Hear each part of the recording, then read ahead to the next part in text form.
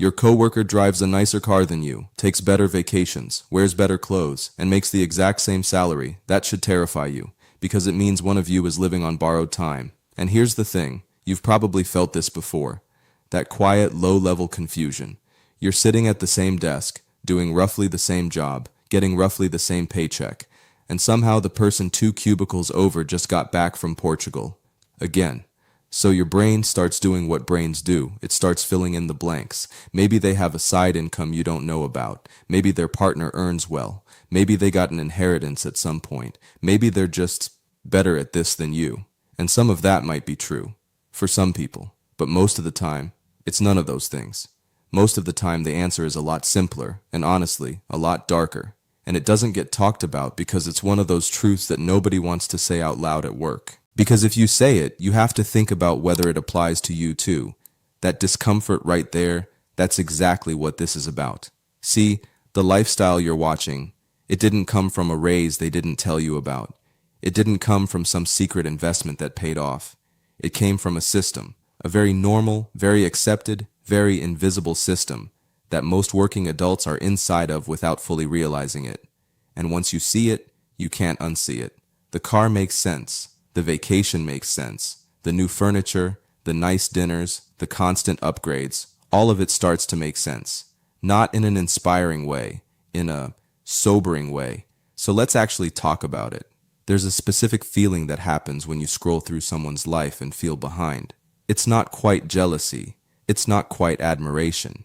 It's this weird, uncomfortable mix of both, with a little bit of self-doubt quietly underneath it all. And the strange part is, it hits hardest with people you actually know, not celebrities, not strangers online, the people you went to school with, the people you work next to every single day, because with them, you know the salary range. You know roughly what they earn, and the math doesn't add up. That gap between what you know they make and how they're living, that gap is doing something to you psychologically. And most people never stop to examine what exactly it's doing. Here's what's actually happening. Your brain is running a comparison. Constant, automatic, mostly unconscious. And it's not comparing bank balances, it's comparing visible signals, what you can see, the car in the parking lot, the stories they tell on Monday morning, the shoes, the phone, the offhand comment about the hotel they stayed at. Your brain collects all of that, and it builds a story, a very convincing story. That says, these people have figured something out that you haven't. And that story, it starts to create pressure, real, felt, behavioral pressure. Not dramatic, not loud, just this slow, low hum in the background that says you should be further along, that you're missing something, that maybe you need to adjust. Most people don't notice this is happening. They just start making decisions. Small ones at first. A slightly nicer dinner than planned. A weekend trip that wasn't really in the budget. A purchase justified with, I work hard, I deserve this. And none of those things feel like a mistake in the moment. They feel completely reasonable. That's the trap, not the big decisions. The small, completely reasonable ones. Because what you're really doing, without consciously choosing to, is adjusting your spending to match the lifestyle signals of the people around you. Not your income, not your savings rate, not your actual financial situation, just what feels normal in your environment. Psychologists have a name for a piece of this. Social comparison theory. The idea that humans naturally measure their own worth, progress, and success by looking sideways, not up at some abstract ideal, but at the people right next to them in real life. It's not a flaw. It's wiring. Old, deep, evolutionary wiring that helped early humans stay calibrated within their group. The problem is that wiring wasn't built for a world where credit is unlimited and appearances are almost entirely detached from reality. Because here's the thing nobody tells you when you're young and just starting to earn money. The person whose lifestyle you're quietly measuring yourself against might be completely broke. Not struggling a little broke. Actually, genuinely, month to month, one unexpected expense away from a serious problem. Broke, and they don't look like it. At all. That's not an accident. That's the other part of the psychology. The spending isn't just about enjoyment. Some of it is. But a lot of it, more than people admit, is about signaling. Looking stable. Looking successful. Looking like someone who has it together.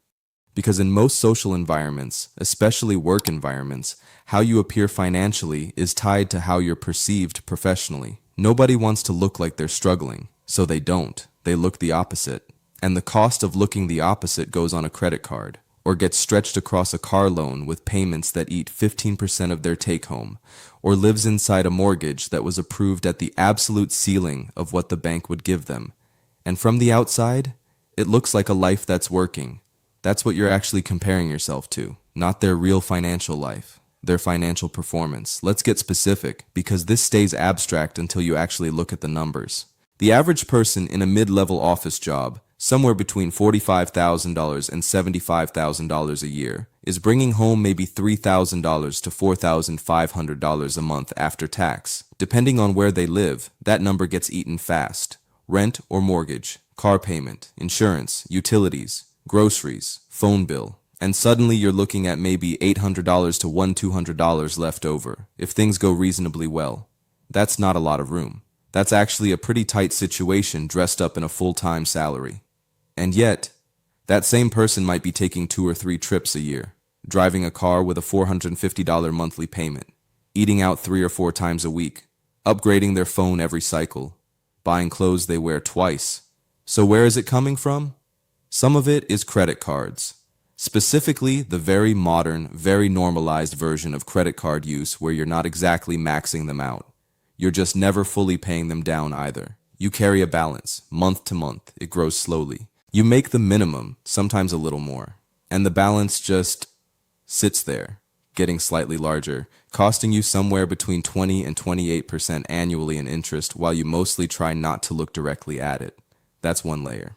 The second layer is car financing. And this one is particularly interesting because the auto industry has spent decades perfecting the art of making you focus on the monthly payment instead of the actual cost. Nobody asks, how much does this car cost? They ask, what's the monthly? And once the monthly feels manageable, once it fits inside the budget without breaking anything obvious, the deal gets done. Even if the total cost of that car, with interest, over 6 or 7 years, is almost double the sticker price. Drive through any office parking lot. Count the relatively new vehicles.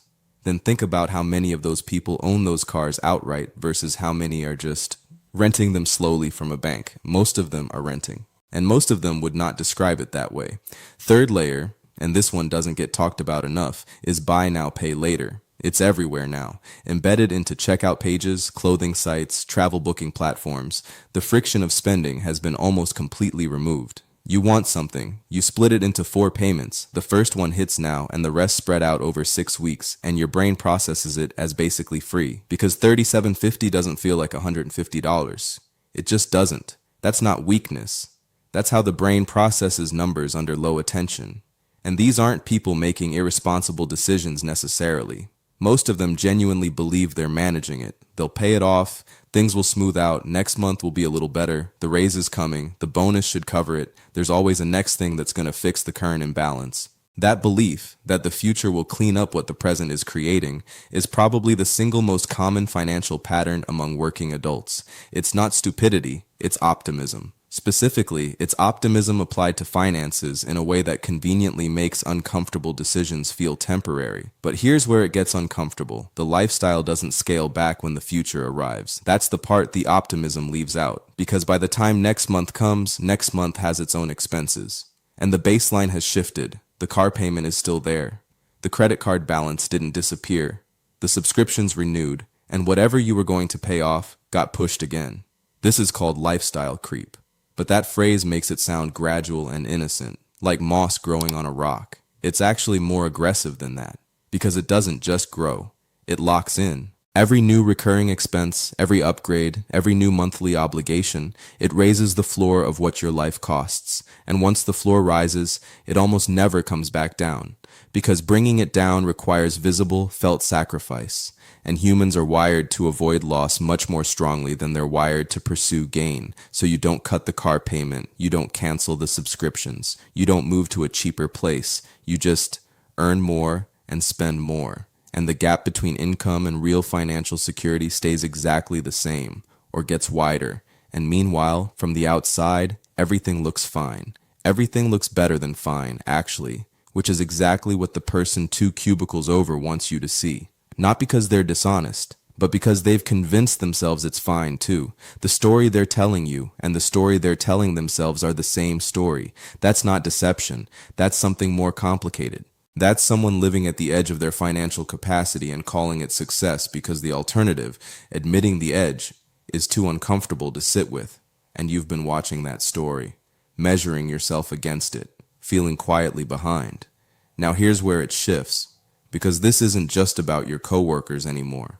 At some point in this conversation, and maybe it happened already, maybe it's happening right now, you started thinking about yourself, your own spending, your own patterns, the purchases that felt reasonable in the moment, the balance you've been carrying a little longer than planned, the mental math you do and then quietly set aside because the answer isn't comfortable. That's the real conversation, not them, you. Because the same system that pulled them in is pulling on you too. Maybe less visibly. Maybe you've resisted more than they have, but the pressure is identical. The environment is identical. The psychological machinery running underneath all of it, completely identical. And here's what makes it genuinely hard. It's not like anyone sat you down and explained the trap. Nobody handed you a document that said, by the way, the entire consumer economy is specifically engineered to extract money from you before you have a chance to think clearly about it. The credit products, the payment structures, the marketing, the social comparison pressure, all of it runs in the same direction. Spend now, justify later. Feel normal doing it.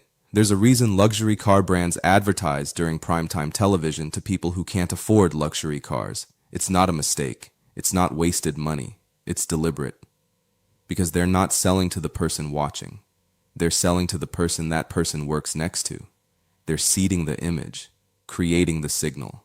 So that when someone drives that car into the office parking lot, it lands with meaning. It says something. And other people feel it. That's the system. And it runs constantly, in every direction, through every screen. So what actually separates the people who escape it from the people who don't? It's not income. That's the first thing to understand. Higher income does not automatically produce better financial outcomes. There are people earning $120,000 a year, living paycheck to paycheck, genuinely, because lifestyle expanded perfectly, in sync with every raise, because the pressure scales with income. Bigger salary means bigger social circle, means bigger visible expectations, means bigger spending. The trap just gets more expensive. It's not intelligence either. Some of the most analytically sharp people, engineers, lawyers, doctors, are deeply, quietly, financially fragile. Because intelligence doesn't protect you from behavioral patterns. Knowing something intellectually and actually feeling it in the moment of a decision are two completely different things. What actually separates people is a decision about identity.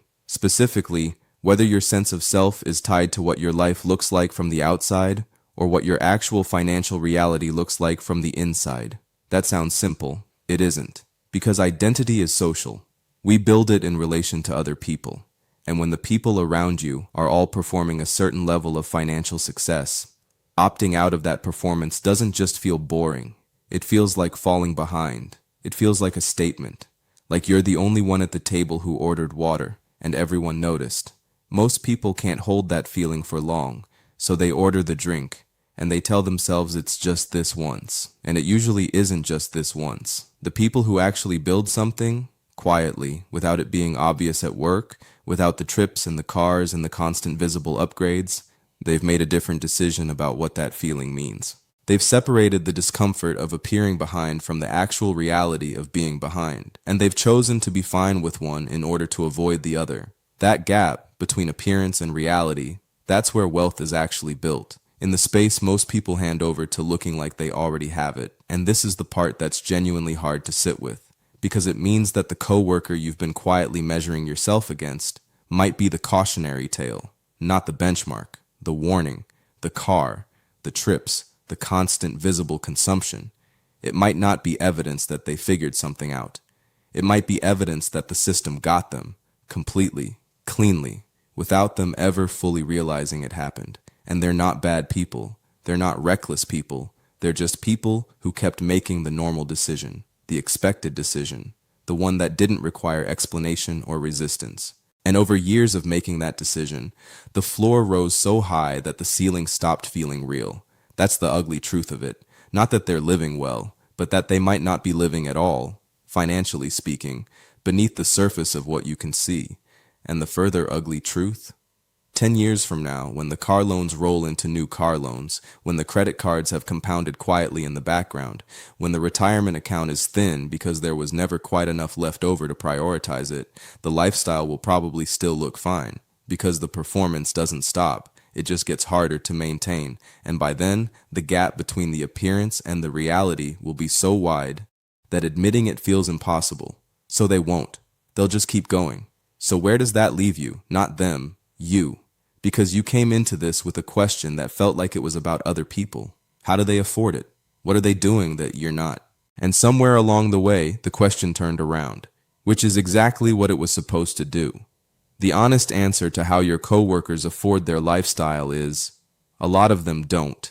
Not really. Not in the way the word afford is supposed to mean. They access it, they finance it, they perform it. And they keep the performance going because stopping it would require a level of honesty, with themselves mostly, that is genuinely uncomfortable to sit with. But here's what I want you to hold on to. Not as motivation, not as a lesson, just as a fact. Every person who quietly builds something real, actual savings, actual investments, actual options later in life, went through a period where they looked behind, where the comparison was uncomfortable, where the parking lot made them feel like they were doing something wrong, where declining the trip or driving the older car or skipping the upgrade felt like a social cost they weren't sure they wanted to pay, and they paid it anyway. Not dramatically, not with some big declaration, just quietly, repeatedly, in small decisions that nobody at work ever saw or noticed or gave them credit for. That's the invisibility of real financial progress. It doesn't show up in the parking lot. It doesn't come up in Monday morning conversation. Nobody posts about their index fund contribution or their emergency fund hitting 6 months of expenses. There's no social signal for it, no visible badge, which means the people actually doing it look exactly like everyone else from the outside. Sometimes they look like they're doing less, and they let that be fine. That's the whole thing, really. The entire game compressed into one decision you make over and over again. Whether the opinion of your environment is worth more than the reality of your future. Most people, without consciously choosing it, answer yes. Not because they're weak. Because the pressure is constant and the reward for resisting it is invisible and delayed and requires a kind of trust in your future self that the present moment makes very hard to maintain. And I'm not going to stand here and tell you it's easy. It isn't. The comparison doesn't stop. The pressure doesn't go away. You don't reach some point where it suddenly gets simple. You just get clearer about what you're actually building and why the discomfort of appearing behind is a much smaller cost than the reality of actually being behind. 15 years from now, when the options narrow and the math stops being forgiving, that clarity is worth more than anything you could buy to signal it. Most people will hear all of this and still miss it. Not because they didn't understand it, but because understanding it and feeling it differently in the moment of a decision, those are two separate things, and the moment always feels more real than the principle. But a few people will hear this and something will shift. Not loudly, just quietly, a small recalibration, a little less weight on what things look like, a little more weight on what things actually are. If that's you, you already know what to do next. And if you want more of this, the kind of financial thinking that doesn't perform, doesn't motivate speech you, just actually tells you what's happening and why. Subscribe. Not because I'll tell you what you want to hear, but because I won't. And that's exactly why it's worth something.